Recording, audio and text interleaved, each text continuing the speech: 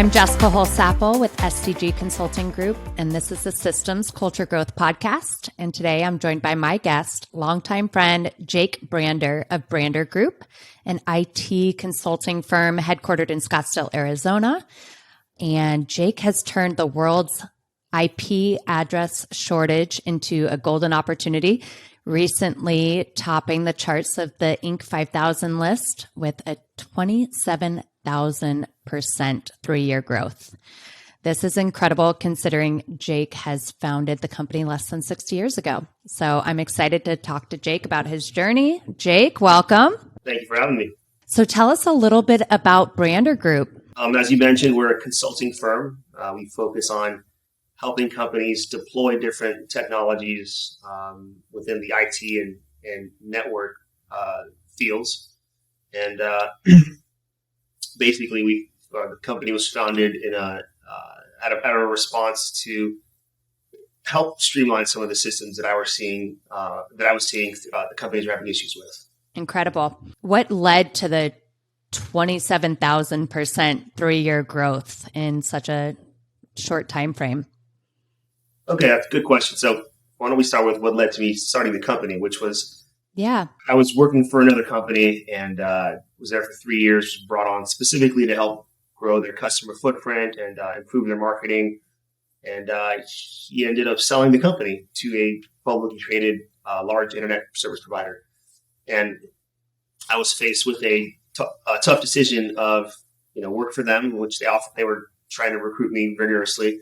Offered me a large salary and bonuses, and I had to decide whether or not I wanted to kind of go down the entrepreneurial path or become an employee again. And I decided to bet on myself, and that's kind of what led us to me starting Brander Group. There was probably about 7 to 10 months of research and working on systems, and really the reason that the company is successful is as I used my 10 years of knowledge and experience within this industry and implemented all the things that worked well in my company very early on. And your question is what led to the explosive growth? It's all the things that a company should do that I had to do basically by myself, but it included implementing like systems that were like very, very vigorously run. You have to do everything a certain way so you can replicate it amongst other employees with no issues. So process management is one of my biggest things I always preach to people when they ask me, how did you do this so quickly? Well, if you have a process in place, then you can replicate that model extremely easily, and there's going to be little mistakes. Lots of marketing. I've done email marketing and all types of advertising in the telecom and network and data center space for the last 10 years. So that to me was pretty easy. Once you determine who your target audience, you buy certain lists and do research and then target ads. So, generating those incoming leads was pretty important. And then when you have the process in place, you know exactly how to handle each lead over and over again. And in any industry, there's lots of patterns. You can detect how customers are going to respond or prospective customers are going to respond. And then you create, for instance, templates. Like everybody wants to write out emails to every single customer. I created a bunch of templates that were likely going to be responses to a high percentage of the questions we had. So created a lot of templates, created a system to where you use the templates in order from 1 to number 8. So when a new employee comes in, they don't have to guess which email to send. They just go number 1, and several days later go to 2, 3, and so on. And then I think the third part of the explosive growth was the customer experience. I'm very big on customer service and making sure that they're always happy. And we probably have, I think, like a 95% customer satisfaction rate, which is absurd. And we constantly are asking our customers, what do they think? And we've got probably about 1,400 customers. And there are very few that didn't like the experience with us. And the few that didn't, it's not always really our fault even. It's when you're brokering or consulting on deals, there's a buyer, there's a seller, and then there's a technology in the middle. Sometimes the technology in the middle causes issues in of itself, right? Or the seller causes issues and the buyer is frustrated. So you can't really control every situation. What you can control is the way that your team responds and how proactive they are and the support they offer. And it's a very meticulous process here. And you can ask anybody that works for me. I expect them to answer things a certain way and then continuously do that and then follow up continuously until the problem is solved. So that was, I think, the third piece of it is the service we provide is, I mean, in my opinion, probably one of the best, but obviously I'm sure there's other people that do things better, but our customers seem to really like the way we approach our situations. Absolutely. Yeah. Speaking of your client satisfaction rate, it's obvious by all the recommendations on your LinkedIn page and your Google reviews. Customers are happy. And what I'm hearing is that you're saying you created these processes that you already tested and you knew that they worked. So from the way that you respond to inquiries to the way that you handle feedback and actually seek it out to continuously improve and optimize. And once you've tested those and you've proven that they work with a 95+% satisfaction rate, then it makes it easy to train your team and they can come in and walk into be set up for success. Am I understanding that right? Absolutely. That's exactly it. By the way, it's not easy. When people come in here, they all have the same exact feedback. They're like, wow, this is so much to do and it's so different and you give us so much, but it's not a typical work day. They tell me like most places we've worked, people put in about maybe 4 to 6 hours of actual work throughout the day. And then the other 2 hours to 3 hours, they just kind of like doing something else. Here, everybody is putting in 100% of the workday, and it's because they want to. They enjoy it, what they're doing. There is a little bit of pressure I put on people to perform, but it's only because we have such a high demand for our services globally that you can't just sit around here. And they like the constantly changing environment. They like the constant need to progress and learn. So it is systemized, but it's not easy if you're not used to having so many different expectations, right? But that's the type of employee you are. So I typically look for the ones that like the systems and want to implement them and then want to grow. Absolutely. Yeah. And I've spoken to one of your more senior consultants and I asked what it is he liked about working in the company. And he said there was an unmatched opportunity to learn and grow from you and clearly the systems that you've implemented. And he actually really appreciated the direct feedback because he knew that in turn was going to make him more successful in his role and help him achieve his individual goals as well. So I thought that was, setting clear expectations of the type of culture that you're creating, but that you're also giving your staff the tools to be successful. And you had also mentioned that everyone utilizes 100% of the workday.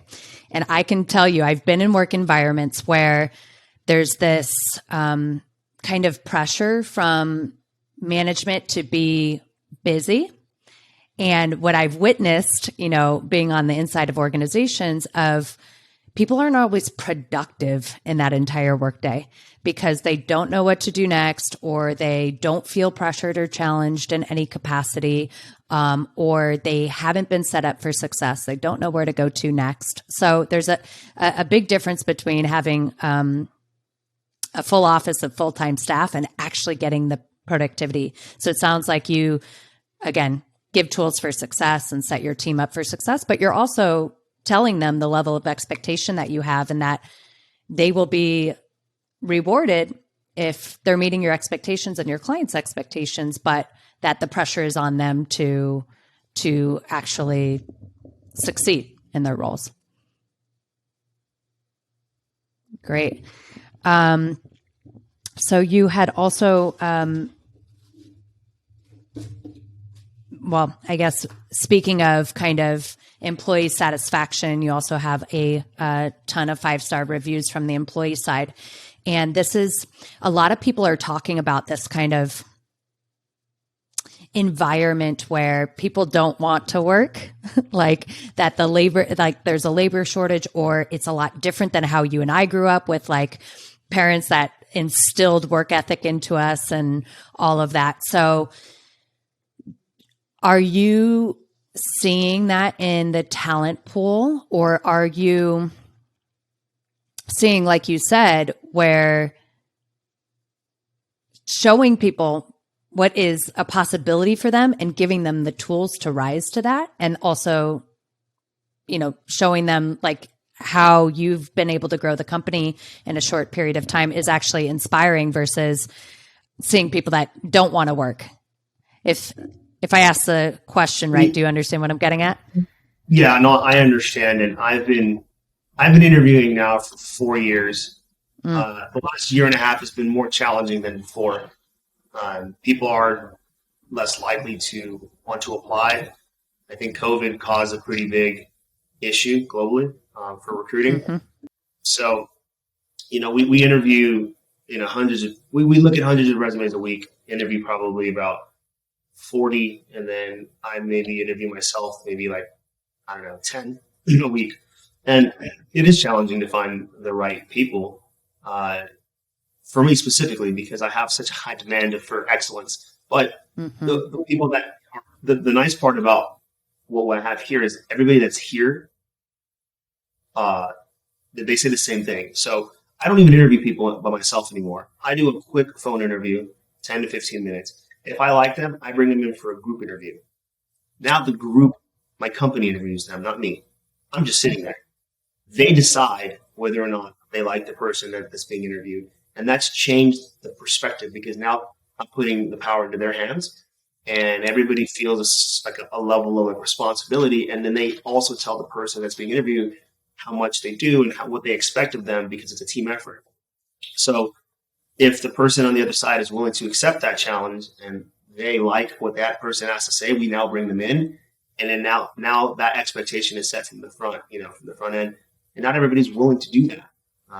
People want to get paid larger salaries to do less work, or they want to have high commissions immediately, or whatever it may be. And it's been difficult, but because my process is so, it's much more refined now. I think we're getting far like higher qualified candidates to be a part of this environment. That's great. And you have to maintain your reputation, right? Your company has had explosive growth through the level of service you've been able to provide your clients. So upholding that within your internal culture of saying this is a high performing office, and allowing your team to weigh in on that of whether or not they think someone's going to be successful in that role is a really interesting perspective. But it also seems like you're finding good culture matches there. And like you said, now they take a level of ownership into whether or not that person's going to be successful. So giving them a helping hand to train them up and things like that once they do join the team. Exactly. Yeah. And I tell every new employee, you're going to be spending time with them. And if they feel like you're going to waste their time, they're not going to want you here. So just know that they're going to expect a high level of excellence. And it takes the pressure off of me to have to micromanage and reprimand people, because now my employees are doing it for me. And it creates a better work environment. It creates a better team culture here. And it's been so much more interesting to do it this way than it was the way I did it for the last 3 years before this. Sure. Yeah. You're creating a culture of accountability, right? Yep. Yeah. And what I also know from visiting your office and speaking with your staff is that you have a coaching environment. So it is, here's the processes to be successful. And when I overhear you taking a call and I didn't hear that you progressed the conversation forward in a way that could have closed a sale or whatever the case might be, there is an opportunity for immediate and direct coaching, which I think is something that I've seen leaders shy away from. And it's so critical that each piece of feedback can allow for consistent development in your staff. So, I appreciate that you're raising the bar, creating a culture of accountability, and also a coaching environment, which now is extending beyond you. right? So you previously had a small team. And it sounds to me that when you first started the company, your processes allowed you to be really lean with your staff. And Yep. I assume some of those processes are automated to some degree. Yep, exactly. Okay, great. So you were conscientious of the labor and overhead going into it, and were able to grow revenue enough to now where you're looking to invest in building your team out. Exactly. Yeah, I mean, well, it's not even that I want to. I have to. We have too much business to handle, and we have so much opportunity that you have to grow at this point because we have such a good service to offer. We want to get it out there as quickly as possible because you only have so much time to get out there and to take advantage of the opportunities until kind of things sizzle or people leave their companies. So, you build up a 1,200 client customer base. We've got other things we can position in front of them. You need more people to call on those people, to the account, to talk to them and explain to them that we do more than just IPv4 or more than just data center.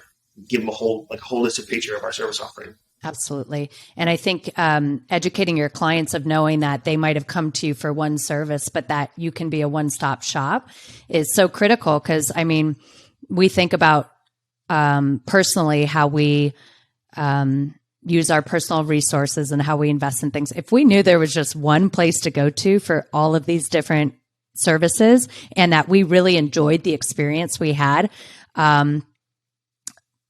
it's so much easier to shop in one place, but they have to be educated on that. So what does your team growth look like at this point in the future of Brander Group?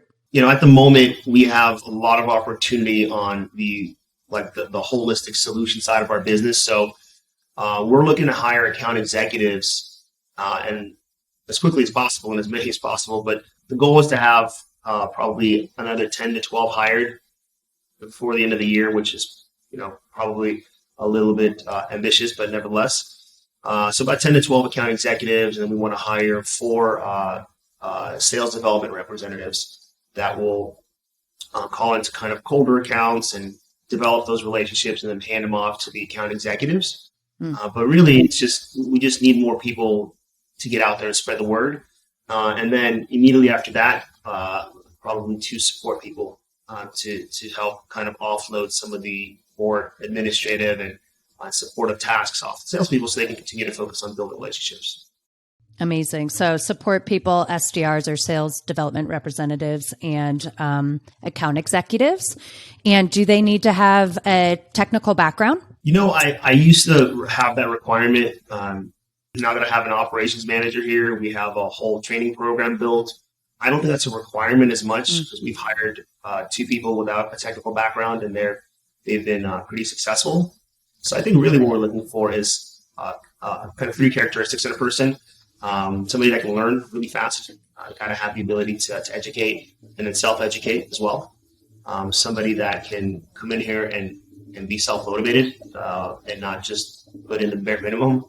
And then somebody that wants to grow with the company and not just basically hit a goal and then stay there. Because all 3 of those things are vastly different.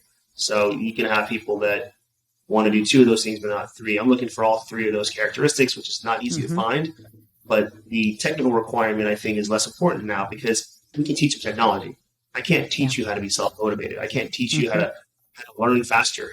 You would have learned that from, when you were born to 16, how to learn, how to pick up information, how to retain it. So we have we have certain tests that we have people take prior to even bring them on board. If they don't pass the test, they can't even join us. And these are very simple tests. They're open book.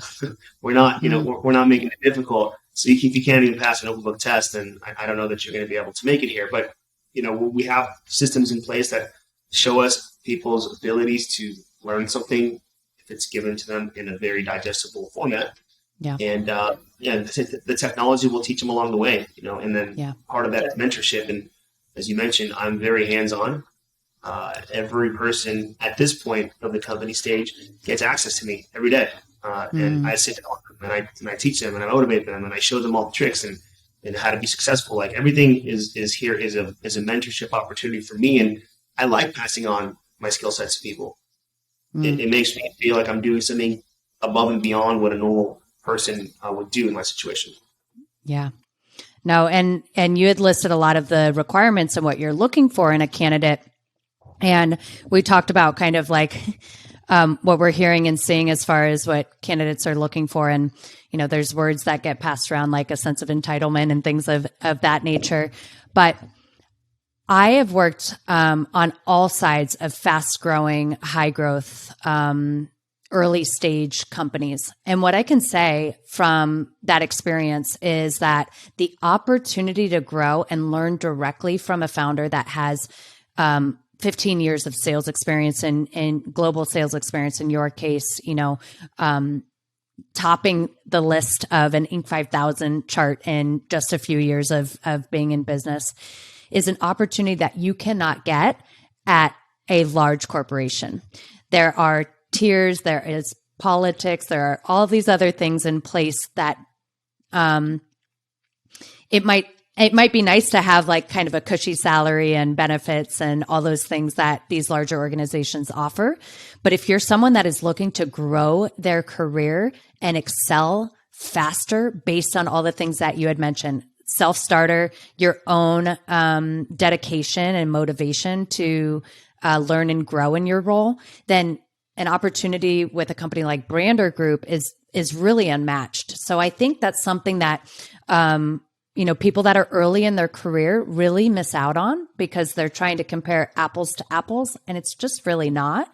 And I've, through interviewing a lot of candidates at large companies, there's people that will spend their whole career there and do great.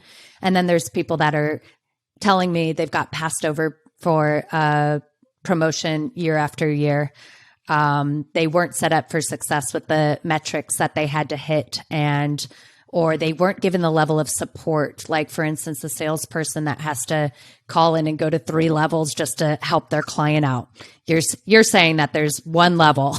Like, if there's anything that goes above their knowledge or authority to do, they can go directly to you in the source. So just anybody listening that is in the job market, I just want to encourage you to look at these companies that are early stage and fast growing, and know that although it sounds like you're going to have to put a lot in, you're going to get a lot out if you do put yourself into it. So I know that you had that experience with the previous employer, and then obviously growing this business. But yeah, an opportunity to grow really quickly. The thing is here is it's not like we're offering like less than competitive salaries. We have benefits also. There, you know, at a bigger company, there's just less risk, right? They've got a brand name, they've got funding from, you know, they're publicly traded, or they have venture capital. This is my startup. I haven't taken any venture capital. I'm not looking to go publicly trade at the moment. I like keeping it where it's at. We don't have any problem with funding at the moment. We're, you know, cash flow mega positive.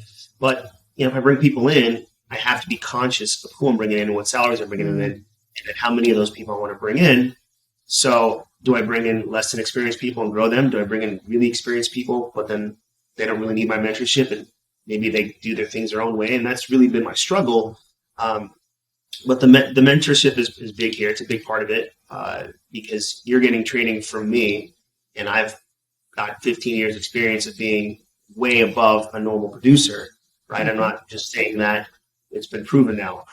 So for people coming in here, they're getting more than just salary, and our commission structure is it's uncapped.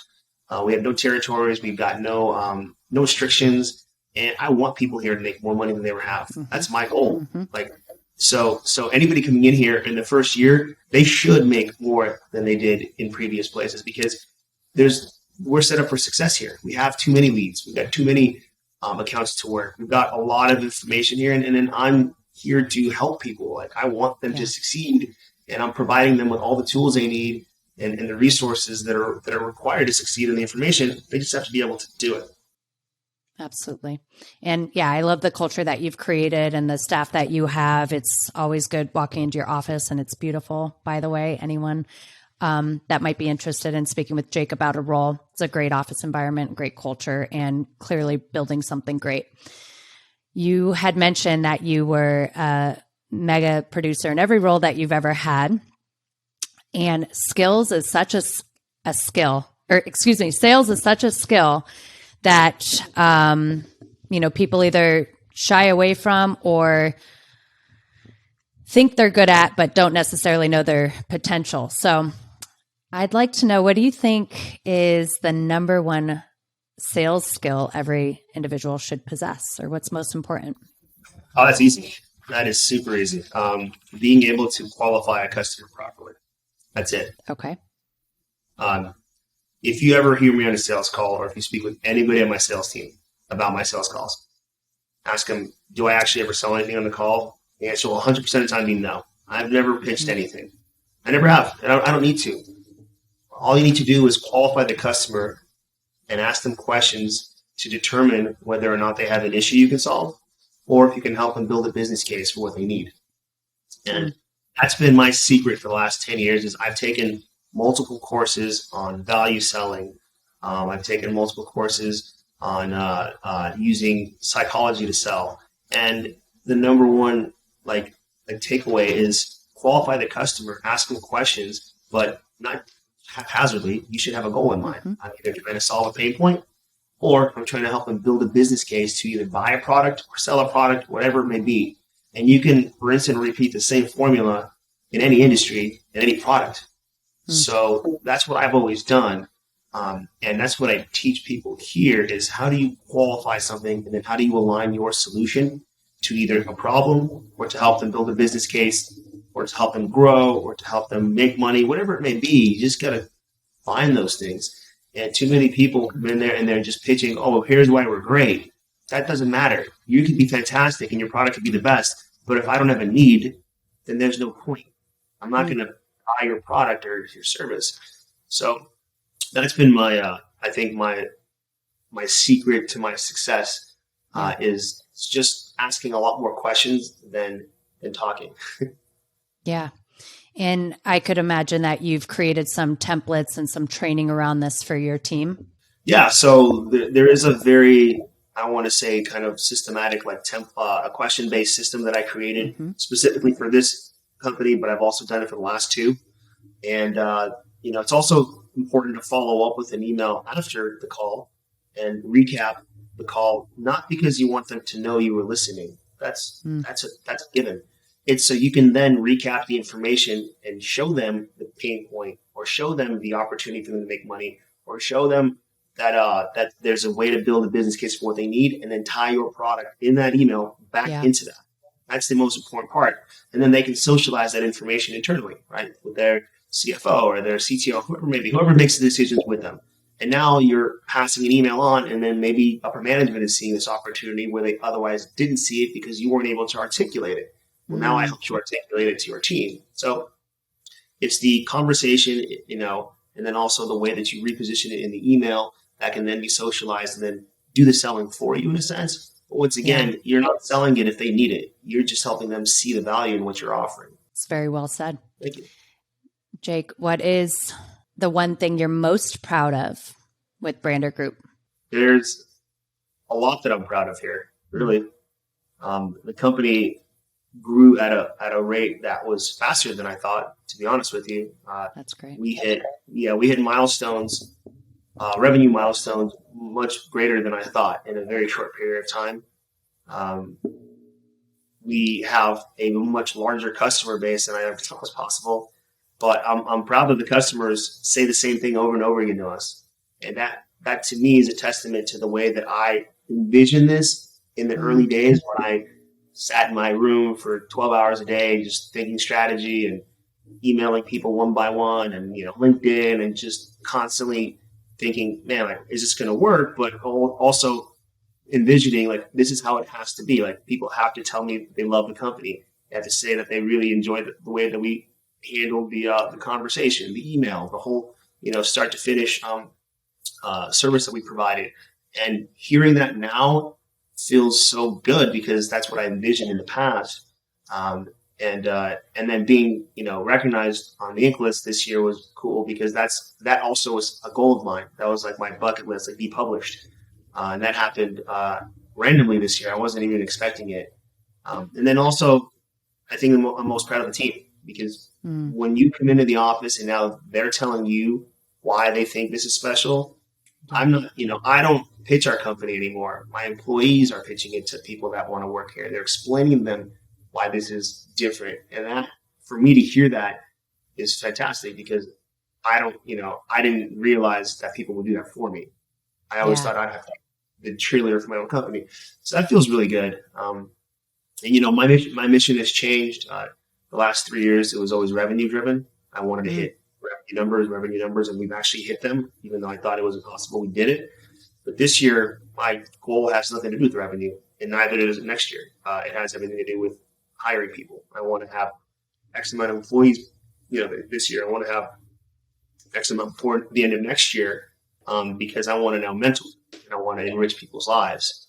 We have everything we need now from a branding standpoint, a revenue standpoint. Bring in the right employees, the numbers will double and triple themselves moving forward. But you got to have the right people in the door. So my whole perspective, my mindset has shifted in the last year and a half, and that's why hearing them talk like this makes me feel better, because now it's going to help fuel the growth of the employees, or the right employees. Yeah.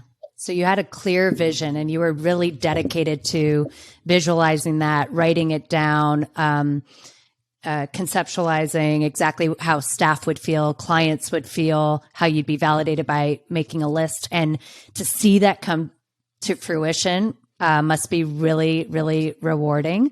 So I am happy for you, but it sounds like this is just the first step. There's a lot more to go. So I'm excited for all of your growth.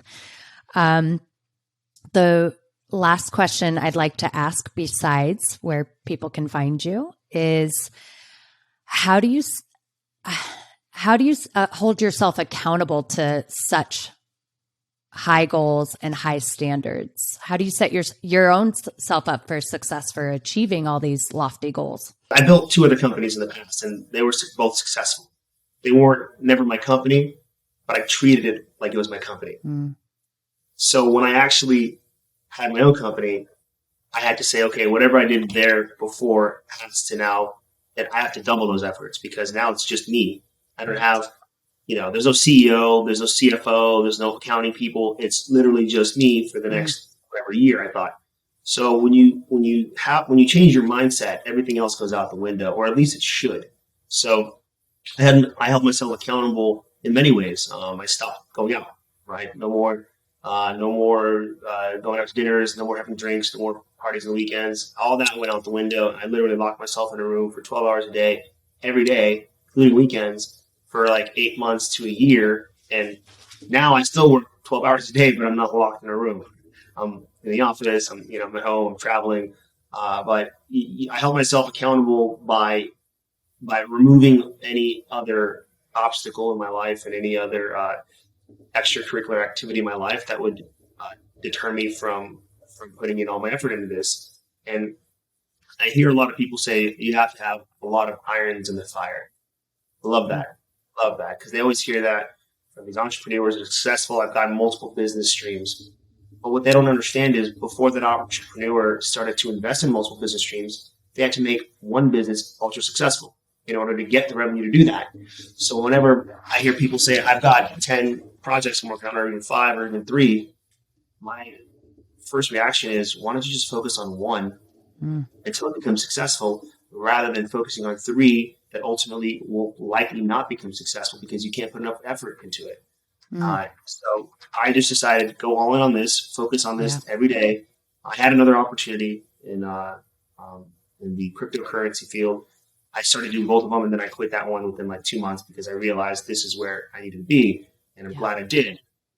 But yeah, I mean, you have to have a goal and a vision outside of yourself, outside of money, outside of everything. And when I looked at this company in the first year, it was, like I said, I set those goals, and I couldn't sleep, and I couldn't sleep long. Like I wake up still every morning at 6 a.m. because I feel like I have more things to do, and my mind can't stop working. So that's what drives me. But I'm a little bit robotic. I don't really eat that often. I don't need to sleep that often. I feel like I have a different kind of mind and operating system than most because I can just literally work nonstop for hours and days at a time and not tire out.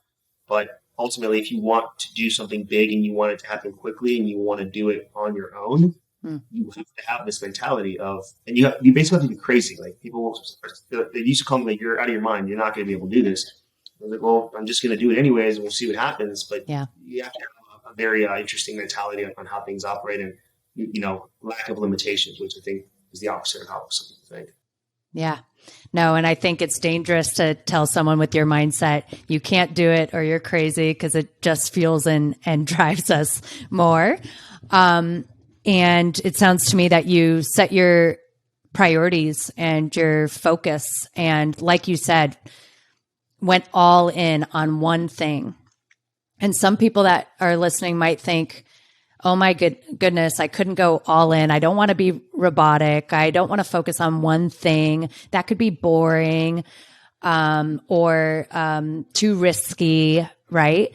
Or like I hear a lot of people talk about work-life balance. But what I'm hearing when you're saying this and you're witnessing all of your growth and success and how many different areas you're getting fulfillment from your clients, from your staff, from seeing the growth, from watching you achieve witnessing yourself achieve your goals. To me, that's work-life integration, right? You found something you're passionate about. At first, it was about making money and hitting certain financial goals.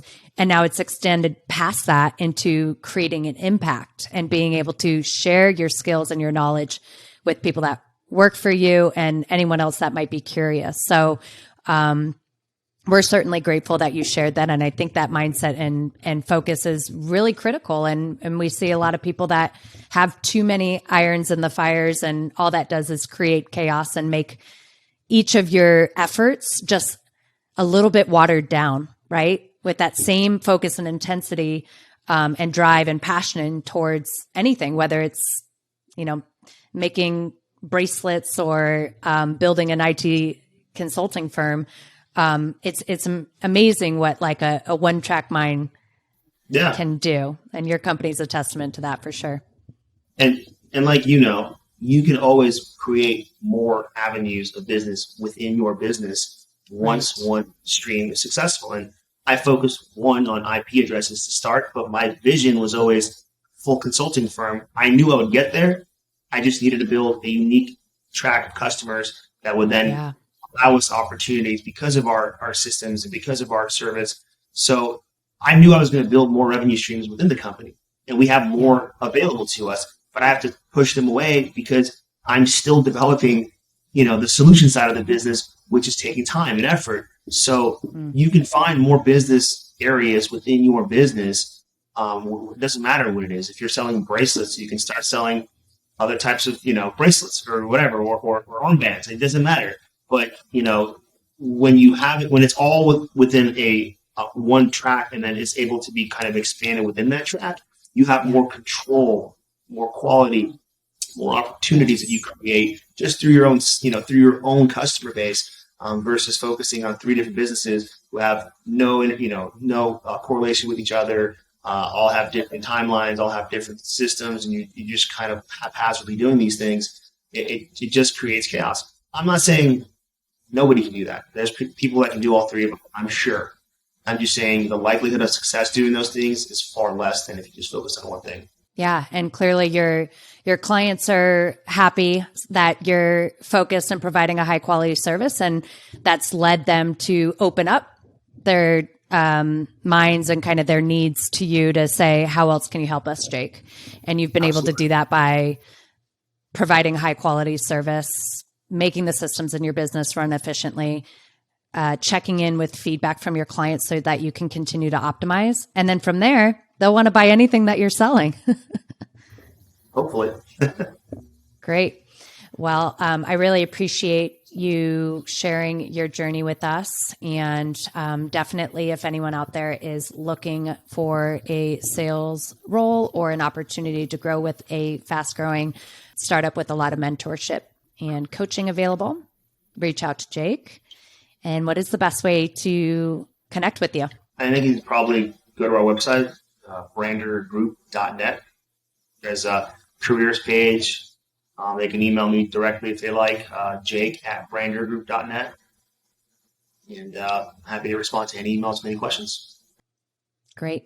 Well, thank you so much for your time, Jake. And I'm so excited and happy for your growth. And I'm excited to see what the future holds for you. Thank you so much for tuning into the Systems Culture Growth podcast with my guest, Jake Brander. If you'd like to connect with me, you can reach out at systemsculturegrowth.com.